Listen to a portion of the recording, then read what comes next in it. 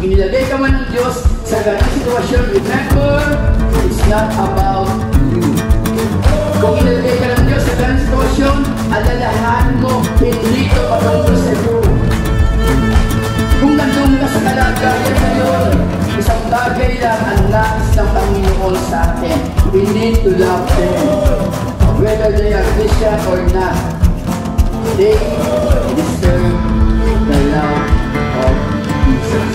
At ipag-ibig ng Panginoon sa iyo ay nagpapasilang sa mga kita. Kaya inilalagay ka ng Diyos sa ganung sitwasyon. Hindi pa ang pagbabagan, hindi pa ikaw initaas ng hit. Sa kahit na ang malagayan, maraming opposition, maraming ayaw sa iyo, ayaw sa ganito, maraming galit sa iyo. Remember, ilagay ka ng Diyos sa lugar na iyon because they want them, or God wants them to see Jesus in you. Samahan po kami muli sa gawin sa Panginoon. Maganda ka man, maganda ka. Kaya mo na magpuri ka sa Panginoon sa oras na ito. At sa nangyayari sa atin ngayon, makawakan po yung pangako ng Diyos sa iyo.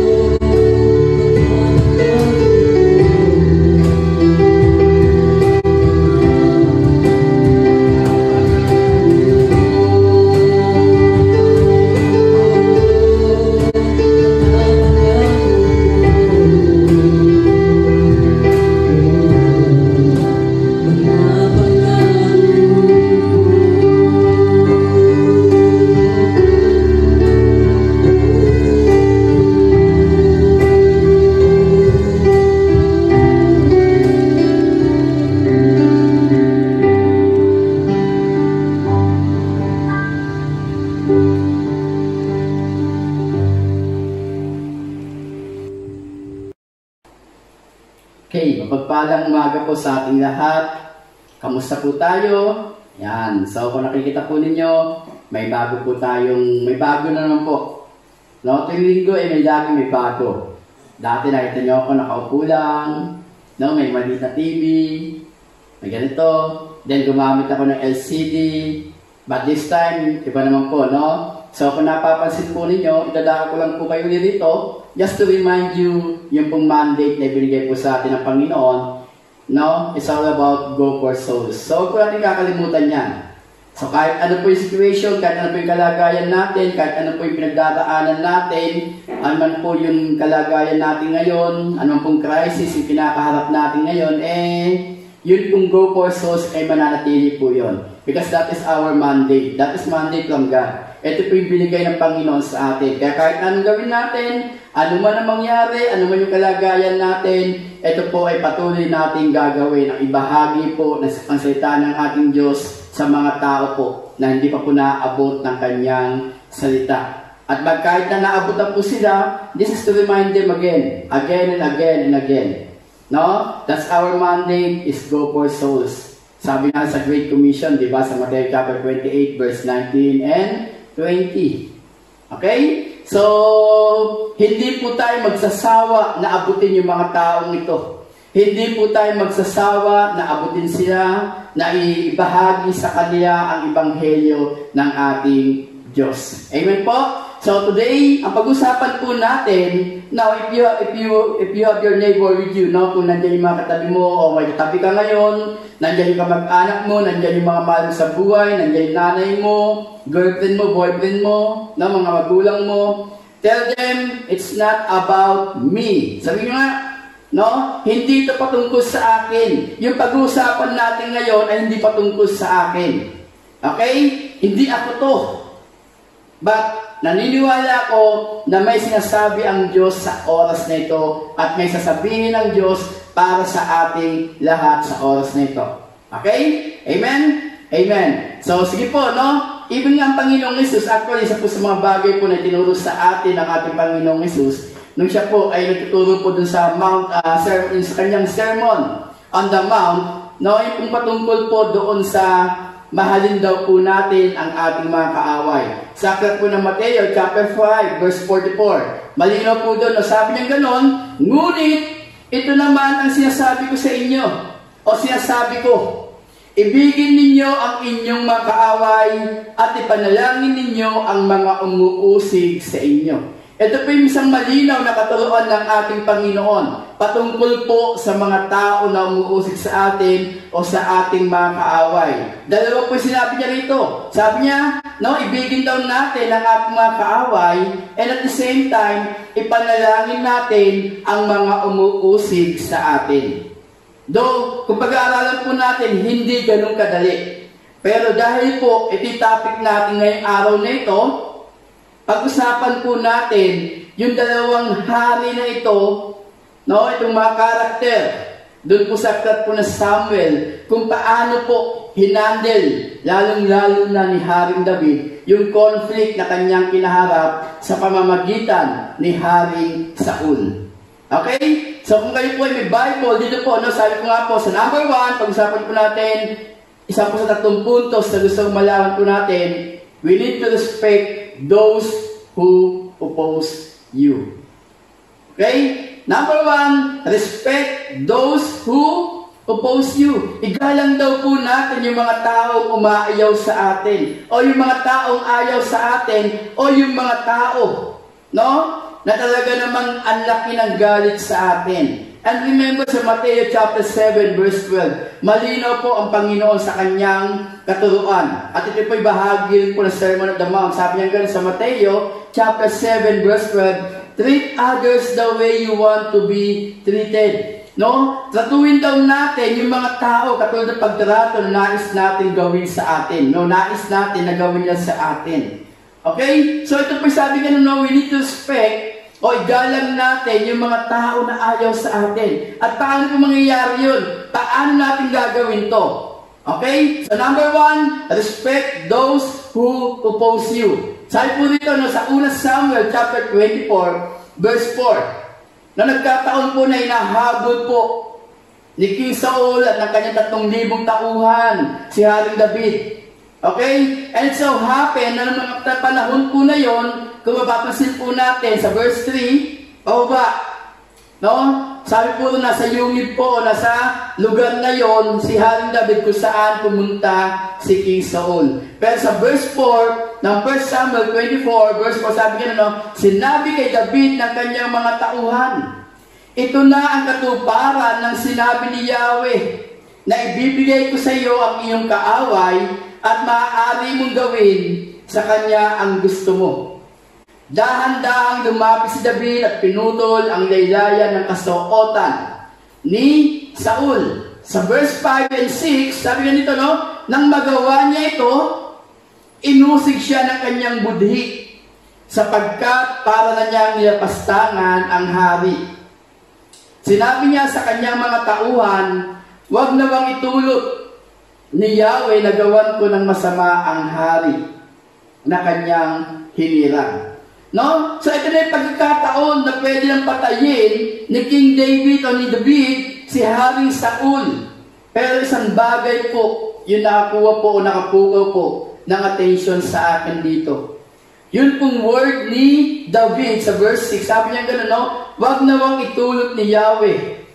Nagawan ko ng masama ang hari na kanyang hinirang. Pero sa verse 4, kung babalikan po natin, ang sabi ng kanyang mga tauhan, ito na ang katuparan na sinabi ni Yahweh, na ibibigay ko sa iyo ang iyong kaaway at maaari mong gawin sa kanya ang gusto mo. Pero sabi ang ganito, no? Sa verse 5, inusig si David ng kanyang budhi. At hindi niya kayang gawin ito dahil kinikilala niya si David, si King Saul o si Saul bilang isang hari na hinirang ng Diyos. Now, sa verse 7, pinakiusapan ni David ang kanyang mga kasama na huwag saktan si Saul. Tumayo na si Saul at umalis. Ayun po nangyari. Okay? Sabi po dito, no, ito po yung magandang pagkakataon. This is an important point for us as we deal with conflict. Ito po yun, no, yung mahalagang puntos kung paano po natin i-deal yung mga bagay po na medyo magulo o talagang komplikado. And remember, it's not about us. Madalas nakikita agad natin yung mga pananakit na nagawa ng ibang tao sa atin at nakakalimutan natin ang isang katotohanan patungkol sa kanila. See? Di ba?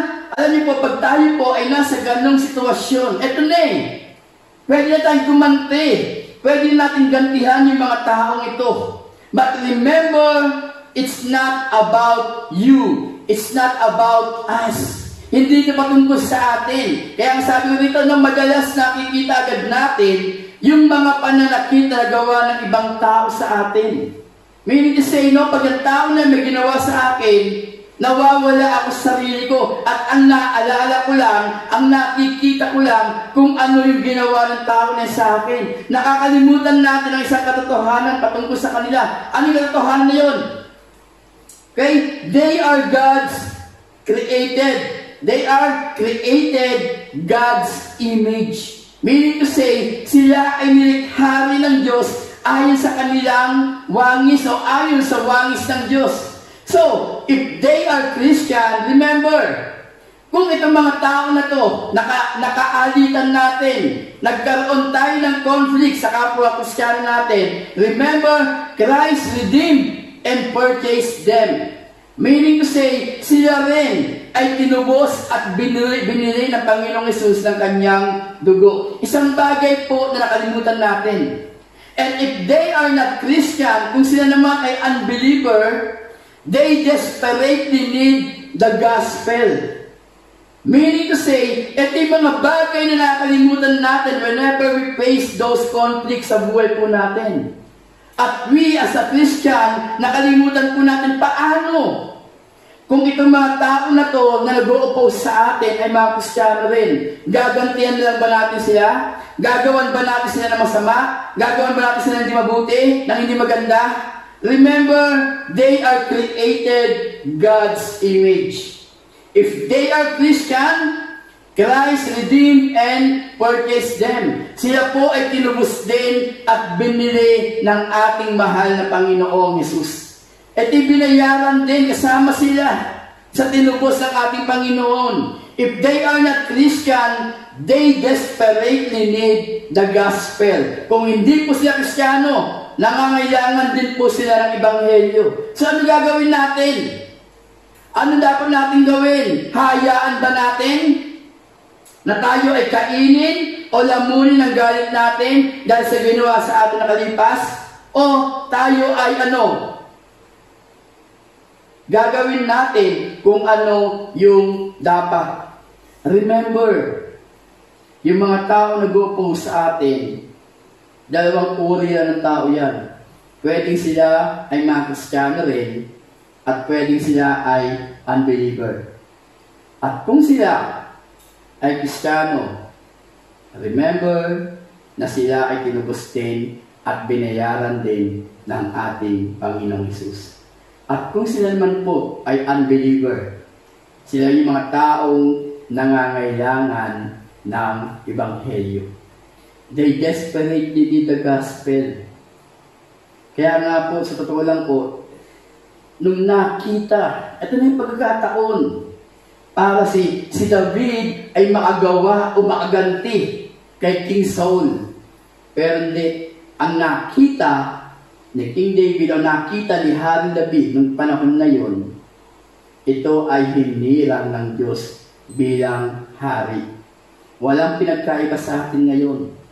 Kung yung tao na nag-create sa iyo ng gulo ay isa ring mananampalataya, titignan mo siya bilang isang mananampalataya kasi even siya ay tinubos at binayaran ng ating Panginoong Hesus. At kung siya naman yung tao na unbeliever o hindi mananampalataya, remember, kailangan niya rin ng Ebanghelyo. Kaya sabi natin, it's not about us. Kung inilagay ka ng Diyos sa ganung sitwasyon, alalahanin mo, ito hindi patungkol sa iyo. Ito'y patungkol sa image ng Diyos na mayroon din ang mga taong ito. At kung ano ang gagawin mo sa mga taong ito, ay siya rin gagawin mo sa ating Panginoong Hesus. Kaya it's not about us. Kung inilagay ka man ng Diyos sa ganong sitwasyon, remember, it's not about you. Kung inilagay ka ng Diyos sa ganong sitwasyon, alalahanin mo, hindi ito patungkol sa iyo. Kung nandoon ka sa kalagayan na yon, isang bagay lang ang nais ng Panginoon sa atin. We need to love them. Whether they are Christian or not, they deserve the love of Jesus. At yung pag-ibig ng Panginoong Hesus na yun ay may papakita sa pamamagitan natin. Kaya yun ang dahilan, inilalagay ka ng Diyos sa ganong sitwasyon. Hindi para sa kung ano pang bagay, hindi para ikaw ay may taas, kundi sa kahit na anong kalagayan, maraming opposition, maraming may ayaw sa iyo sa ganito, maraming galit sa iyo. Remember, ilagay ka ng Diyos sa lugar na iyon because they want them, or God wants them to see Jesus in you. Ang nais lang ng Panginoong Hesus o nais ng Diyos, makita ng mga taong ito ng Panginoong Hesus ay nasa iyo. Remember si King David? Ang sabi niya sa verse 6, ang linaw, di ba? Sabi niya, sinabi niya sa kanyang mga tauhan, huwag nawang itulot ni Yahweh na gawan ko ng masama ang hari na kanyang hinirang. Andun pa rin yung paggalang ni David kay King Saul. Kasi naniniwala siya na si King Saul ay hinirang ng Diyos. Same thing sa atin. Sino man yung tao na yun, ano man yung ginagawa niya sa iyo, you must learn to accept the truth na yung tao na yan, kung yan ay Kristiyano, binili din at tinubos ng Panginoong Hesus. Kasama sila doon sa ginawa ng Panginoong Hesus. At kung sila ay hindi man ng palataya, remember, they desperately need the gospel. Okay? Then number 2, do the first move. Ano ibig sabihin nun? Now, ito na yung conflict. Inilagay ka ng Panginoon doon sa conflict. Nandun ka sa komplikadong kasi sitwasyon. So sabi natin, oops, kailangan maghinay-hinay muna ako. Pag-aralan ko yung sitwasyon na ito. Pag-aralan ko yung kalagayan na ito. So anong gagawin ko? Now, dahil alam ko na yung tao na to, kung siya ay mananampalataya, isa rin siya sa binayaran at tinubos ng ating Panginoong Jesus. So I must respect Him. At kung ito ay hindi mananampalataya, oops, nangangailangan to ng Ebanghelyo. At ako ay gagamitin ng Panginoon, kaya inilagay niya ako sa ganong sitwasyon. So ano ginawa natin? Naghinay-hinay muna tayo. Hindi lahat ng labanan pupuntahan natin. Okay? Then number 2, sabi natin, do the first move. Ano yung sabihin nun? Okay, verse 8, rin natin, nang malayo-layo na si Saul, lumabas ng kuweba si David at sumigaw, mahal kong hari. Nang lumingon si Saul, buong paggalang na yumukod si David. Imagine, di ba? Grabe si David. Ito na yung taong papatay sa kanya, tinitawag agad sa kanya. Pero yung paggalang niya, naroon pa rin. Nang lumingon si Saul, buong paggalang na yumukod si David. Yan sabi nito. Okay? So verse 9, sinabi niya, bakit po kayo naniniwala sa mga nagsasabi sa inyo na gusto ko kayong patayin? Diba? Opportunity o pagkakataon para kay Haring David o kay David pala, na pagkakataon para kay David para kausapin si King Saul. Ang ganda, no? Sabi niya ganun, bakit po kayo naniniwala sa mga nagsasabi sa inyo na gusto ko kayo patayin? So tingin nyo, ano kayo sasagot ni Saul dito? Diba? Tingnan natin verse 10. Mapapatunayan ko sa inyo na hindi totoo yun. Ito na, diba sabi ni David, no? Bakit ba kayo naniniwala sa mga sabi-sabi? Alam niyo po ba na kaya kong patunayan ngayon na yung mga sabi-sabi na yon, na yung mga kasinungalingan na yon, ay hindi totoo. Bakit? Kanina, sa yungib, sabi niya, ay binigyan ako ni Yahweh ng pagkakataong mapatay kayo. Grabe, di ba? Etong pagkakataon na to, kaya sabi niya, do the first move. No? Kung ikaw yung nasa sitwasyon na ganon, aawayin mo ba o hindi? Of course, you need to do the first move. Okay? You need to make the first move. Ikaw yung unang gagawa ng paraan. Para sa ganon, magkaroon kayo ng pag-uusap. Alam niyo, mayroon sa atin minsan, ayaw natin. Di ba? Kaya lang, pag-aaralan po natin ito. Inilagay ni Yahweh si David sa sitwasyon na yon, hindi para saktan si King Saul. Same thing sa atin. Inilagay ka ng Diyos sa magulong pamilya, sa magulong relasyon, magulong sitwasyon, hindi para sumbatan yung mga taong yun. Hindi para ipamukha sa kanila na lagi ka na lang ba, lagi na lang ba ako, lagi na lang ba ako? Kailan ba kayo matututo? No. Ang sasabi rito, pag-aralan po natin kung paano in-approach o kung paano nangusap si David kay King Saul. Sabi niya sa verse 10 ang linaw. Sinabi niya, bakit po kayo naniniwala sa mga nagsasabi sa inyo na gusto ko kayong patayin? Then, verse 10, sabi niya, no? Mapapatunayan ko sa inyo na hindi totoo yun. Paano? Kanina sa yungib ay binigyan ako ni Yahweh ng pagkakataong mapatay kayo. Alam niyo po ba minsan sa pamilya, pagka nag-usap-usap na kayo, nagkaroon na po ng pag-uusap-usap, yun yung opportunity na binibigyan ng Panginoon for you to do the first move. Ano ibig sabihin? Okay, may problema tayo.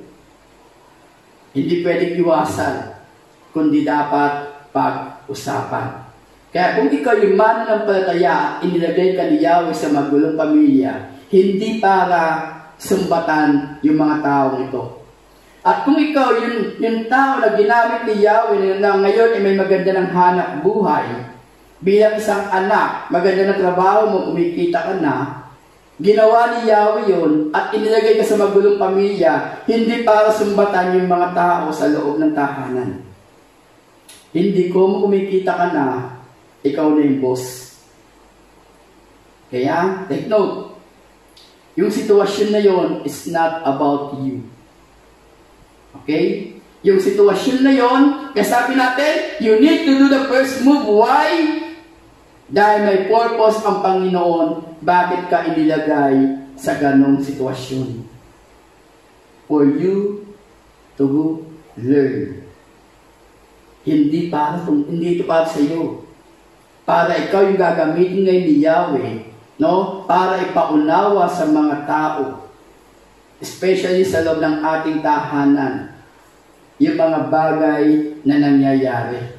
Kaya kita mo, ang sabi ni David, mapapatunayan ko sa inyo na hindi totoo yun. Kanina sa Yungi, binigyan ako ni Yahweh ng pagkakataong mapatay kayo. Sometimes, di ba, inisip natin, ito na opportunity para sumbatan yung mga tao na ito, wala ka nang ginawa, kundi No, hindi yun. Ang sasabi sa atin ni Yahweh, simple. Okay? Pagkakataon yun, hindi para saktan sila, kundi para malaman nila yung katotohanan. At ang katotohanan ito, hindi naman nais ipapatay ni David si Saul. Dahil kung talagang nais patayin ni David si Saul, yung opportunity na yun pwede nang mangyari. And yet, hindi niya ginawa. Why? Kasi naniniwala si David na si King Saul ay isang hinirang ni Yahweh bilang isang hari. Sa 11, tuloy natin 10. Gusto na ng mga tauhan kung patayin kayo. Ngunit hindi ko ginawa. Sinabi ko sa kanila na hindi ko maaaring pagbuhatan ng kamay ang aking hari sapagkat siya ay pinili ni Yahweh. Pwede din natin i-apply sa atin to. No? Hindi ko magagawa yun, Nay, na sumbatan kayo. Dahil naniniwala ako na ikaw yung pinili ni Yahweh para maging magulang ko. Di ba? Inilagay ka ng Panginoon sa magulong relasyon bilang mag-asawa. Pwede mo sabihin na hindi kita kayang iwan. Bakit? Naniniwala ako na si Yahweh ang nagbigay sa akin sa iyo. Na siya mismo nagbigay sa iyo, sa akin. Ano pa? Sa lamang tahanan, di ba? Di ba gusto na lumayas, hindi na kaya. Pero nilagay ka ng Panginoon doon sa sitwasyon na yon para sabihin sa iyo, no? At para maalala mo na yung pamilya na mayroon ka ay isang pamilya na walang ibang bumuo kundi ang Panginoong Jesus. Siya ang nagdisenyo ng pamilya na mayroon ka. Kaya kung kinakaayawan mo yung kapatid mo, bakit? Ang daming bisyo, ang daming ginagawang mali. Remember, it's not about you, it's not about you, it's not about you. Inilagay ka ng Panginoon sa pamilya na yun para iparamdam na yung kapatid mo na yan o yung pinsan mo na yan o sino man, yung may bisyo sa loob ng tahanan, na sila ay bahagi ng pamilya na ginawa ng Diyos. At ikaw ay bahagi doon dahil gagamitin ka ng Panginoon para sa bagay na yun. Opportunity para sumbatan sila pero hindi mangyayari yun. Opportunity para iparamdam sa kanila na sila ay mahal ng Diyos. Tuloy natin. Verse 11, narito, Ama ko, ang kapiraso ng laylayan ng inyong balabal. Kung ito'y naputol ko sa inyong kasautan, magagawa ko rin patayin kayo noon kung gusto ko. Ito ang katunayan na hindi ko kayo gagawa na masama kahit pinagpipilitan ninyo akong patayin. Diba? Kung alam natin na yung mga taong ito, kung mananampalataya sila ay binayaran, sila ay tinubos din ng ating Panginoong Hesus. Kung alam natin yung bagay na yun, hindi natin magagawa na saktan yung mga taong ito. At kung sila ay mga unbelievers, alam din natin sila ay nangailangan ng Ebanghelyo. Ito yung nais na sabihin na gusto gawin natin. Kaya sabi ganito, do the first move. ikaw yung unang gagawa ng unang hakbang. Ikaw yung unang hahakbang para magkaroon ng reconciliation. See? Kaya nga pag-aaral po natin, tingnan po natin, no? Okay? Verse 12, sabi niya dito, no? Sabi ni, hatulan nawa tayong dalawa ni Yahweh. Sabi ni King David, ni David, siya na ang magpaparoon sa inyo, ngunit hindi ko kayo maaaring pagbuhatan ng kamay. Diba? Kaya nga tulong po sa loob po ng pamilya natin, kung magulo po yung pamilya natin, hayaan natin na ang Diyos ang pumagitna doon.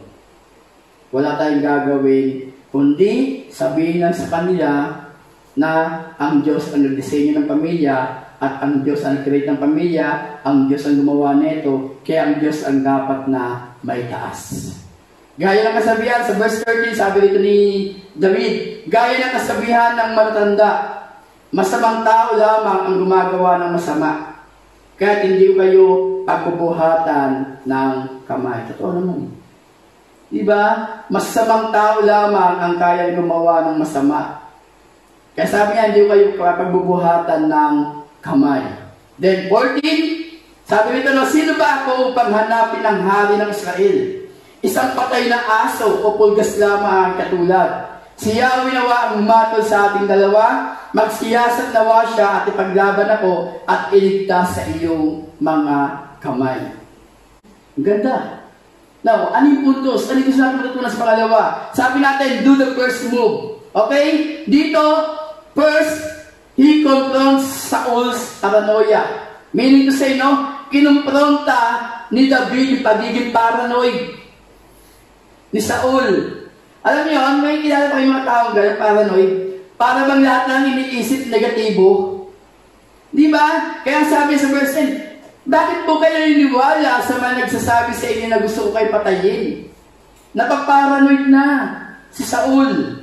Meaning to say, no, parang sa sobrang galit niya, sobrang selos niya, sobrang inggit niya kay David, hindi na niya alam ang kanyang gagawin. Paranoid na siya. Kaya ang unang ginawa ni David, kinumpronta niya si Saul sa kanyang pagiging paranoid. May kilala kayong kaibigan ganyan? May kaibigan ba kayo ganyan? Paranoid? Lahat na lang parang, no? Simpleng bagay lang, natataranta, simpleng bagay lang, nag-aalala, simpleng bagay lang, naku, baka ako yun, pinatawag lang, naku, no? Hot seat na naman ako. Parang ganon, di ba? Ano ba yung kasabihan ng mga kabataan? Bangi? Ano yan? Parang gano'n, di ba? Eto si Saul. Hindi naman siya gusto saktan ni David. Pero dahil sobrang inggit, sobrang selos niya kay David, na paranoid na siya. At yun yung gustong gawin ni David, kumprontahin si Saul sa ganung kaisipan niya. Kaya sa verse 10, sabi niya, no, bakit po kayo naniniwala sa mga nagsasabi sa inyo na gusto ko kayo patayin? Di ba? Hindi ko kayo gusto patayin. Pinatawag ko lang kayo parang aligagana kayo. Naku, ano kaya nagawa ko kasalanan? Ano kaya nagawa kong mali? Okay? Then second dito, sa ginawa na to, no?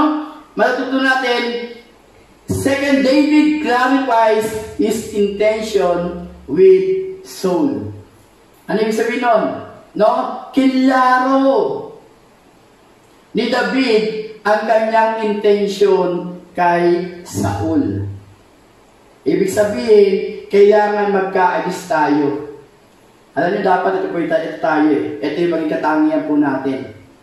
No? Una, kumprontahin po natin dahil nga alam natin na may mali.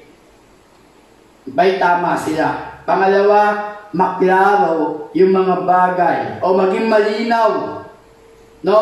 Yung intention natin, bakit natin ginagawa. Kaya pagpatawag po kayo ng meeting sa loob ng tahanan o nag-usap-usap kayo, kailangan po maging malinaw. Na sa ganon, maging maganda po yung pagtatapos ng pag-uusap-usap natin. Pero marami po sa atin takot po. Ayaw ng confrontation, ayaw ng pinakumpronta, ayaw ng kinakausap. Ang gusto nilang manahimik. Pero hindi yan ang gusto ng Panginoon. Ang gusto ng Panginoon, katulad ginawa ni David, Di ba, kinumpronta niya si Saul sa kanyang pagiging paranoid. Totoo naman Sa sobrang inggit, sobrang selos, lahat na lang naiisip mo negatibo. No? Hindi maganda. Kaya dapat yun masettle ka agad. Kaya sabi natin, do the first move. Okay, then pangatlo, sabi po rito, no? Agree to do each other good.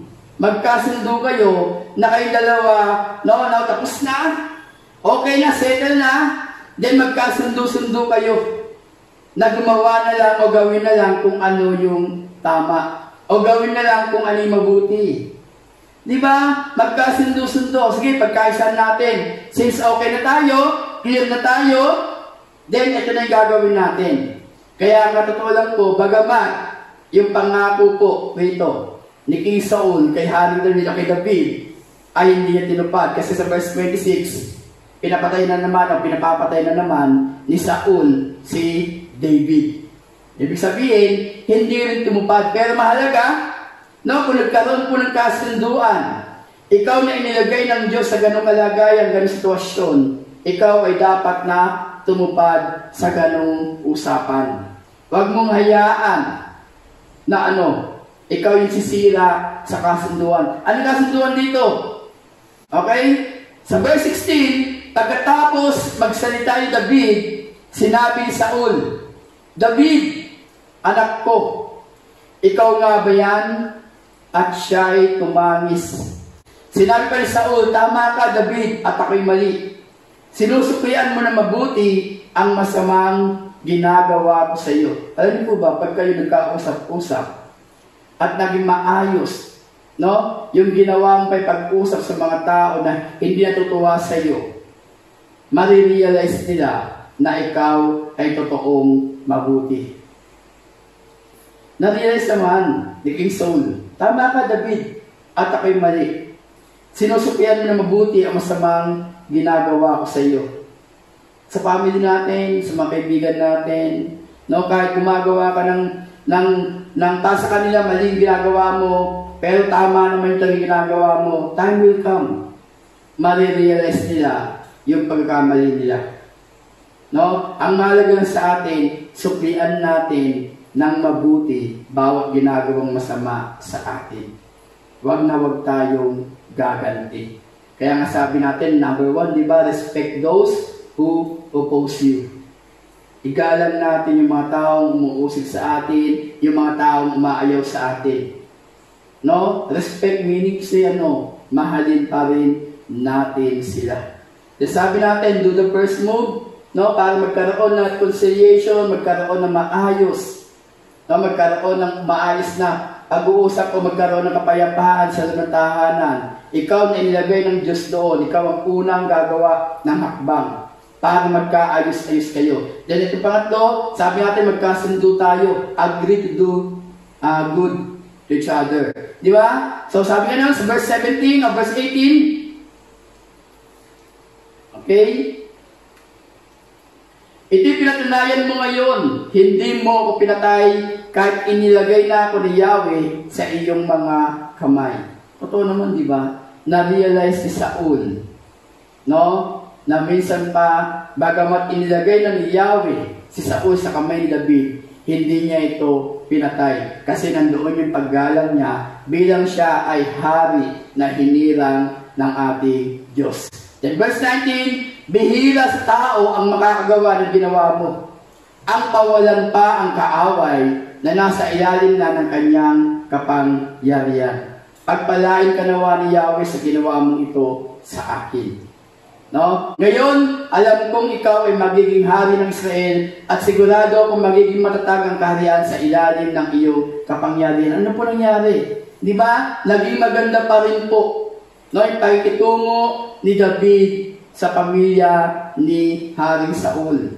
Bakit? Di ba? Ito yung mga kasunduan na binitawan ni David kay King Saul hanggang sa kamatayan ni King Saul. Naging mabuti pa rin si David sa kanya. Kasi sa kasunduan na ito, no, ino-honor ni David yung kasunduan nila ni Hari Saul. Same din sa atin. Sa pagtatapos ng pag-uusap ninyo, sa mga conflict sa loob ng pamilya, no, magkakaroon ng kasunduan, then i-honor po natin ano mang napagkasunduan. Di ba? Actually, sa loob ng pamilya po, napakahirap po pagsama-sama. Tama? Ikaw gumagastos sa inyo? Hindi. Nagbibigay ka? Di ba? Ikaw nagbibigay ka? So, kung yun yung commitment mo at yun yung makatulong sa pamilya mo, then ipagpatuloy mo yun. Ano man napagkasunduan ninyo, i-honor mo yung bagay na yon. Kasi yung honor ng Diyos ang bawat bagay na napagkasunduan natin. Tandaan po natin. Kaya nga po itong conflict na to, kaya tayo nilagay ng Diyos sa kanyang sitwasyon. It's not about you. Para makita ng mga taong ito, no, na si Jesus pa rin o ang Diyos pa rin dapat ang maging sentro sa lahat ng sitwasyon. Ba't tayo dumaranas ngayon ng conflict o ng pandemic na ito? Bakit hindi maging maayos? Bakit napakagulo pa rin? Remember, no, inilagay tayo ng Diyos sa lugar na yon dahil may gustong gawin ang Diyos sa atin. At nais ng Diyos na siya ay maihayag sa pagkakataon na ito. At nais ng Diyos na siya ay may taas pagkakataon ito. Nais ng Diyos na siya lamang ang makita sa mga ganitong pagkakataon. Okay? So sa verse 21, babasahin po natin, ipangako mo sa pangalan ni Yahweh na hindi mo ubusin ang aking lahi at hindi mo bubulay sa daigdig ang pangalan ng aking angkan. Kaya sa verse 22, ipinangako naman ito ni David kay Saul. Pagkatapos ito'y umuwi na si Saul, si David naman ay nagbalik sa kanilang pinagtataguan. Remember po, it's not about you. Okay? It's not about us. It's all about Jesus. Ano man yung sitwasyon, saang sitwasyon ka mang inilagay ng ating Diyos, anumang kalagayan, anumang kondisyon na mayroon ka ngayon, remember, it's not about you. Ang Panginoon ang may tataas sa mga pagkakataong iyon. Dahil nais ng Panginoon na gamitin ka niya sa sitwasyon na iyon. Anumang conflict, siya pa rin ang may tataas. Remember, David, nandoon yung paggalang niya kay Haring Saul. Kasi naniniwala siya na si Haring Saul ay hinirang ng Diyos. Anytime pwede niya nang patayin, pwede niya saktan. Pero mas nangibabaw pa rin yung sitwasyon na yon na kung saan mas nakikita yung paggalang ni David sa ating Diyos. Sa paniniwala niya na ang Diyos lamang ang pwedeng manakit o pwedeng gumawa ng hindi tama kay Saul. Wala siyang karapatan. Even sa atin, sa pamilya natin. No, pag inilagay tayo ng Diyos sa magulong pamilya, may isang ibig sabihin nun. May nais ipagawa ang Diyos sa iyo. At ano yun? Upang siya ay maihayag sa loob ng pamilya. And you do the first move. Ikaw yung gagawa ng unang hakbang. At ano yung unang hakbang? Saan yun? Para magkaroon ng reconciliation. At nang sa ganon, magkaroon kayo ng pagkakasundo-sundo, pagkakaisa, magkaroon kayo ng pangako sa isa't isa na kung saan itong pamilya na ito na ibinigay sa atin ng Diyos ay mamahalin natin dahil naniniwala tayo na ang Diyos ang nagdisenyo ng pamilyang ito. Napakasimple po ng mensahe ng ating Panginoon sa umagang ito. Kaya naniniwala po ako, hindi ganun kadali.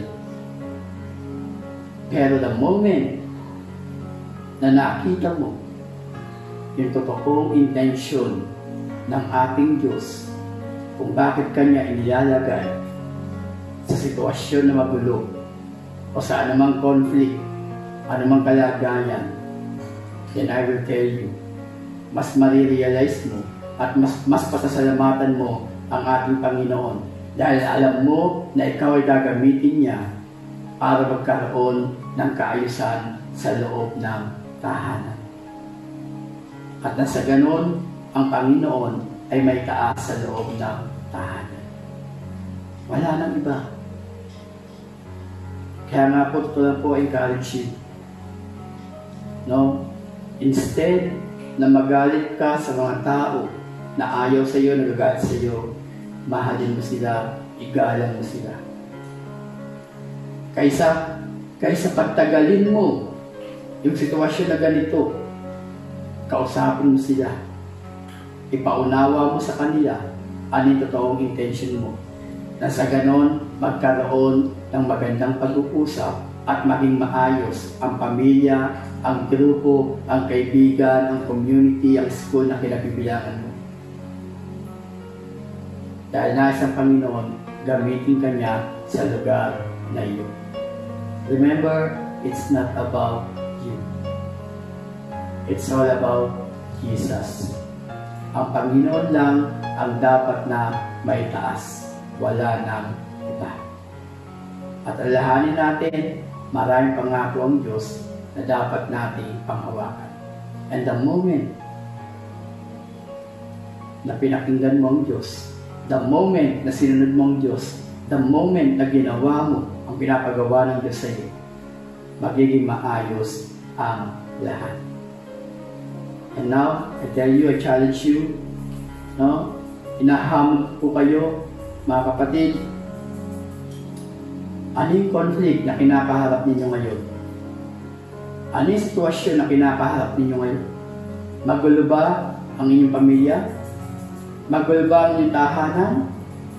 Magulo ba ang mga kaibigan mo ngayon? Dahil may mga kaibigan ka nababarkada? May mga kapatid ka nalulong sa bisyo? Ano?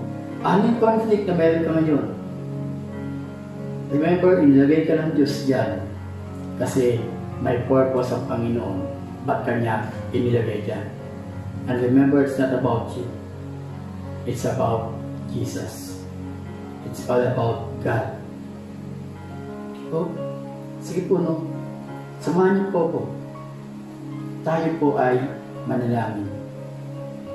Sa pagkataon pong ito, ibigay po natin sa Panginoon anumang conflict na mayroon kayo. Anumang problema, anumang suliranin, anuman ang kinakaharap ng pamilya mo ngayon. Napakahalaga na ibigay natin ito sa ating Panginoon. And this time po, no, I will give you some time to pray. Then I will close this in prayer. Tayo po sa pagkakataon ito, no, kung nasanay po kayo na kayo ay pinapanalangin po namin, sa pagkakataon po ito, bibigyan po kayo ng pagkakataon o ng oras o ng minuto para magsambit ng panalangin.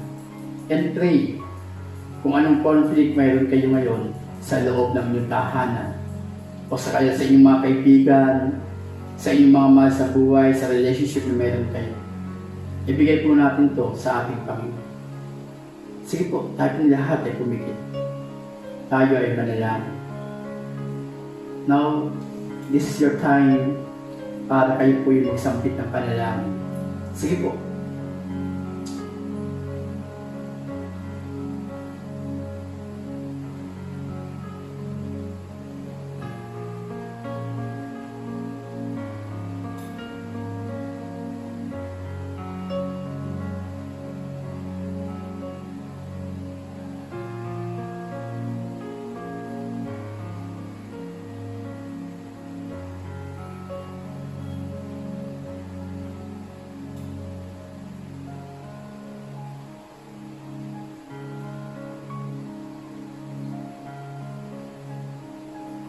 Hallelujah.